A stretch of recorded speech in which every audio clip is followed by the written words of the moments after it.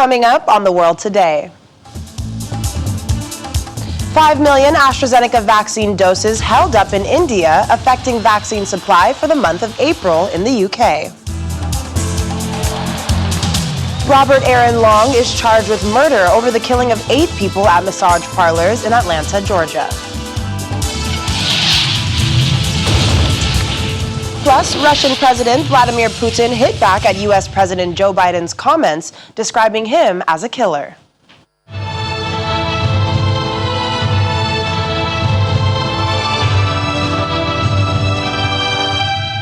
Thanks for joining us, everyone. You're watching The World Today, coming to you live from Lagos, Nigeria. I'm Akaite Afia.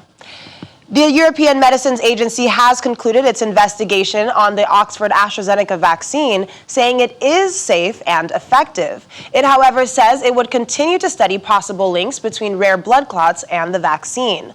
Now, this comes as the World Health Organization continues to encourage countries to keep using the Oxford AstraZeneca vaccine, as the benefits outweigh any risk, and that countries across Europe should continue to use it to help save lives. They were said by the WHO European Director, Hans Kluge, during a press briefing today, during which he reiterated that Europe's medicine regulators are investigating a small number of cases of blood clots in the region that have prompted around a dozen EU governments to suspend the use of the AstraZeneca shot. Here's more in our global update. Venous thromboembolism is the third. The World Health Organization is currently standing with the European Medicines Agency, which has said so far it has found no causal link between the vaccine and any clotting or blood coagulation reports. The WHO European Director, Hans Kluge, says gaining and maintaining public trust is crucial. We need to keep the confidence. If it's lost, we need to restore it, particularly for AstraZeneca, which is the big supplier to the COVAX facility, which is the only facility which is really looking at a equitable access. So it's about being transparent, showing empathy, and being competent. Not all European countries are being cautious about the AstraZeneca vaccine, though. Vaccinations are going full steam in the Belgian city of Antwerp. Belgium has not followed the example of the other 13 which have suspended use of the shot.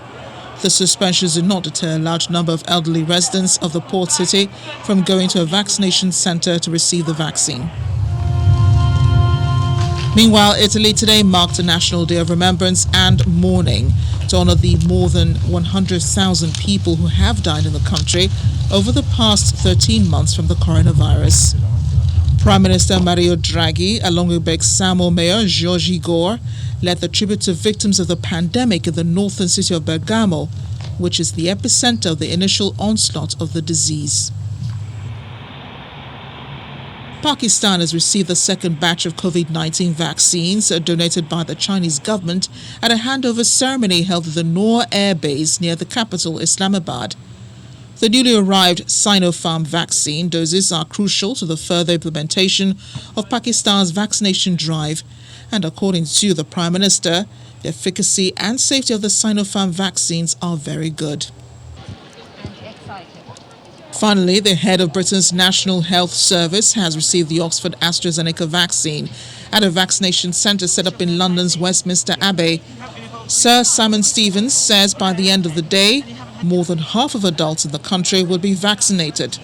Britain has administered more than 11 million doses of the AstraZeneca vaccine, and reports of blood clots were no greater than would have occurred naturally. Countries around the world are still very concerned about which vaccine would be better to inoculate their citizens with. Britain, on the other hand, is facing a squeeze on supply of vaccines for next month, due in part to a delay in shipment from India's Serum Institute, which is making the AstraZeneca shot. On Wednesday, British health officials warned that the world's fastest big economy rollout of the vaccine would face a significant reduction in supplies from March 29th, without initially specifying where the problems were. Britain is rolling out vaccines made by Pfizer and AstraZeneca, with 10 million doses of the 100 million ordered from AstraZeneca coming from the Serum Institute. In April, supply is tighter than this month, and we have a huge number of second doses to deliver. During April, Madam Deputy Speaker, around 12 million people, including many colleagues in this House will receive their second dose. These second doses cannot be delayed as they have to be delivered within 12 weeks of the first dose. In the last week, we've had a batch of 1.7 million doses delayed because of the need to retest its stability. Events like this are to be expected in a manufacturing endeavour of this complexity, and this shows the rigour of our safety checks. And we have a delay in a scheduled arrival from the Serum Institute of India. Now, I want to put on the record my gratitude to the Serum Institute of India for the incredible work that they're doing producing vaccine, not just for us in the UK, but for the whole world. Their technology and their capability, which has been approved by the MHRA, is remarkable. The Serum Institute of India are producing 1 billion doses of the Oxford AstraZeneca vaccine this year. It truly is a partnership that we can be proud of.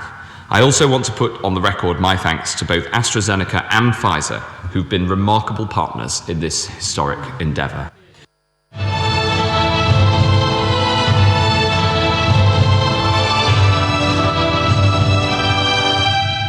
Russian President Vladimir Putin says it takes one to know one. That's his response to President Joe Biden, saying he thought of President Putin as a killer.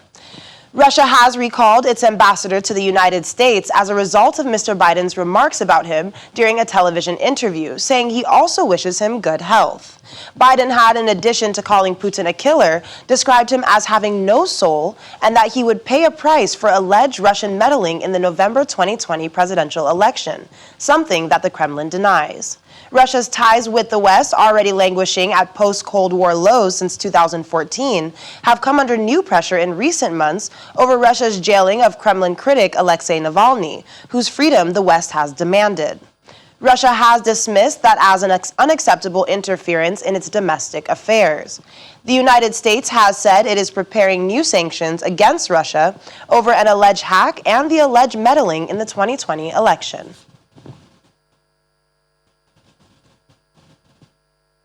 Dutch Prime Minister Mark Rutte will be staying on in office after his party won the most seats in parliamentary elections. Victory hands Mr. Rutte a mandate to form a new coalition government led by his center-right VVD party, with a fourth term as Prime Minister. His last government resigned in January over a child welfare fraud scandal. While his party was set to win 35 out of 150 seats, the center-left D66 was the other big winner of the night with 24 seats. Note that the result of this election is that the voters in the Netherlands have given my party, the Dutch Liberal Party, an overwhelming vote of confidence. And it is humbling. It is also forcing us to do everything we can to make a success out of it. Not everything has gone well in the last 10 years. Take the child benefit issue, which we have to solve, the earthquakes in Groningen. But of course the main issue also on the table for the next years is how to rebuild the country going forward after Corona.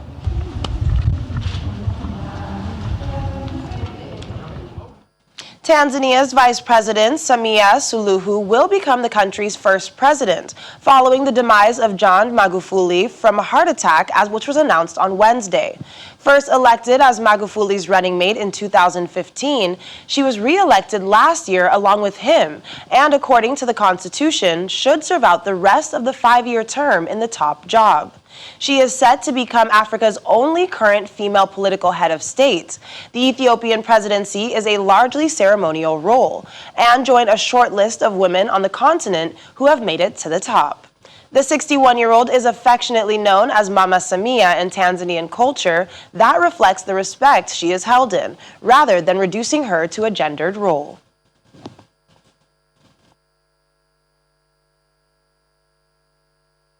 It needs to stop, says the Asian community deeply affected by the killing of 8 people in Atlanta, Georgia, 6 of the people of Asian descent. The bloodshed began at about 5 p.m. on Tuesday when 4 people were killed and another was wounded in a shooting at Yoon Asians Massage in Cherokee County, about 40 miles north of Atlanta. 2 women of Asian descent were among the dead there, along with a white woman and a white man.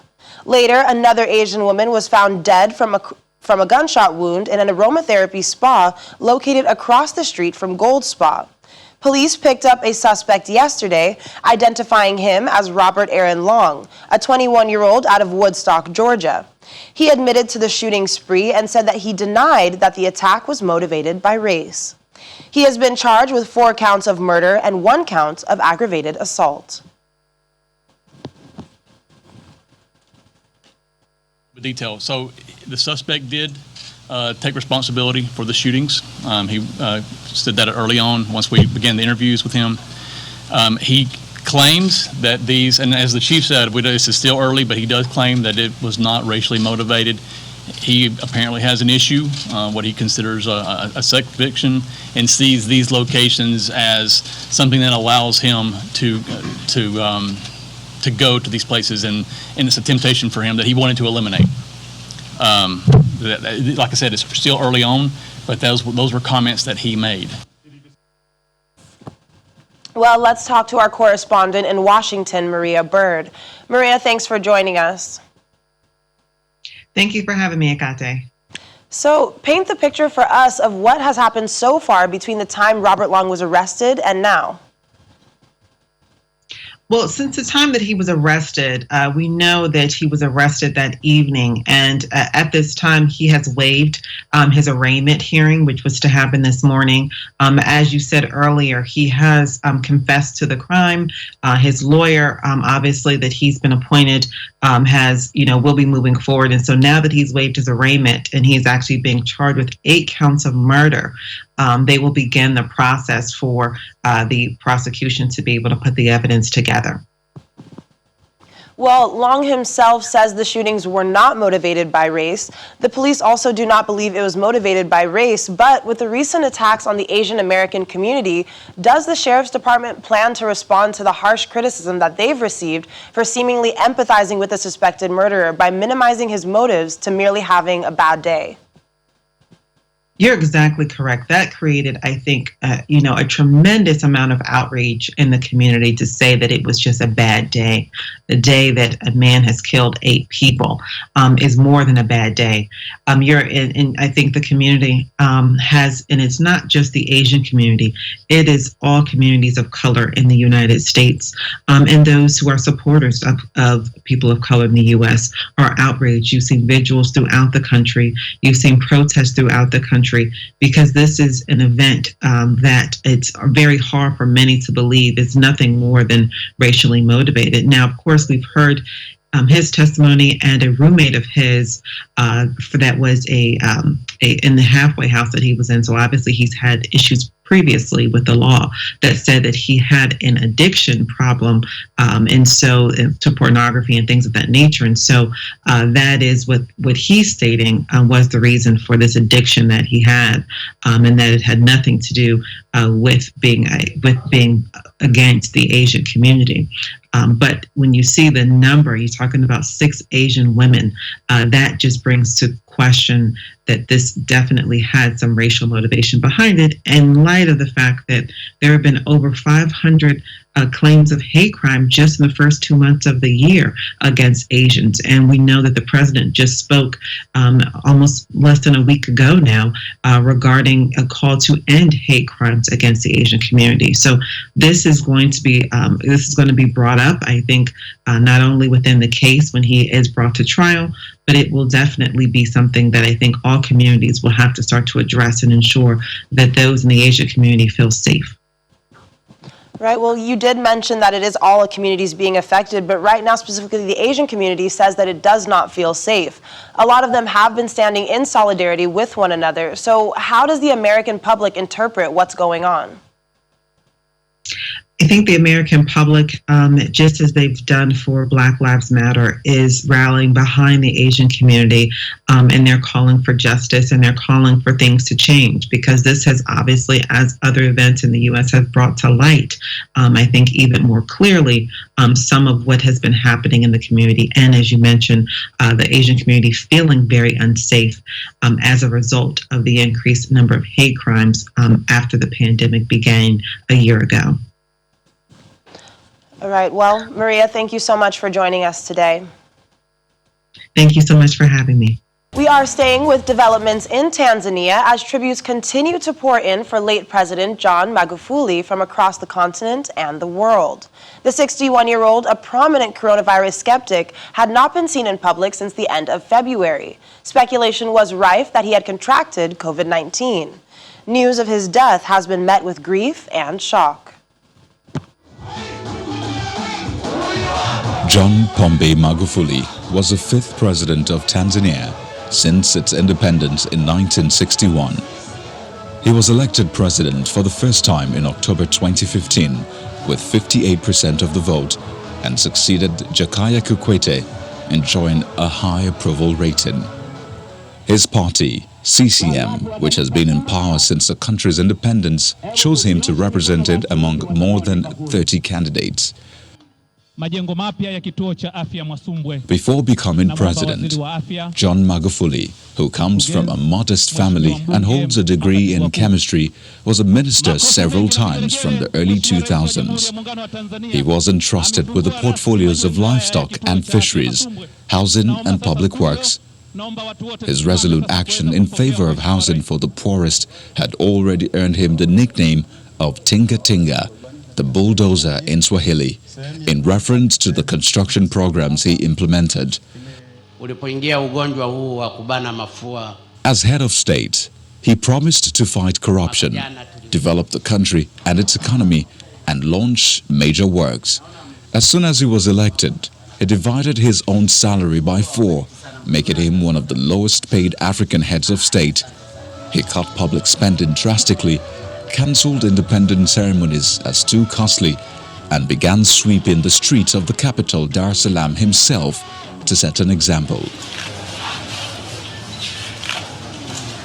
John Magufuli was re-elected last October in a contested election with more than 84% of the votes.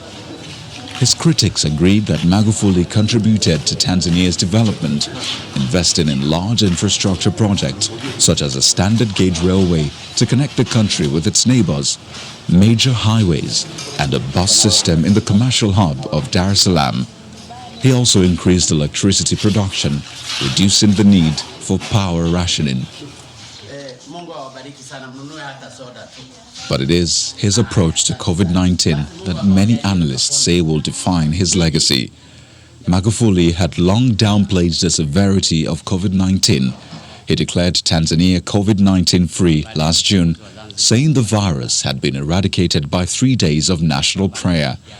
He also mocked the efficacy of masks, expressed doubts about testing, and teased neighboring countries which imposed health measures to curb the virus. He was married with 5 children.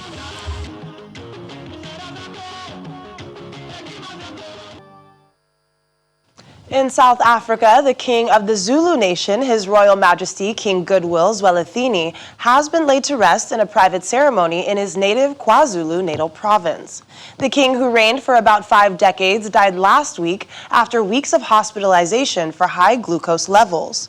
All eyes are on the royal house to see who will succeed the very influential king who had 6 wives and 28 children. Speaking at a funeral ceremony in his honor today, South Africa's President Cyril Ramaphosa praised the late monarch for all his contributions to nation building and also challenged the people to continue making their own contribution, just like the king did.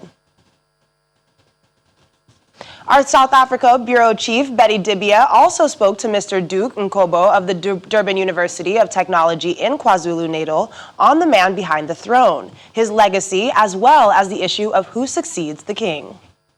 First of all, let's just start with your thoughts on the king who, we're told the king doesn't die, he bows out. He was a man of culture, and everyone was, including me, we're all looking forward to his 50th coronation anniversary and all the colors that we would have seen. And well, that's not going to happen anymore.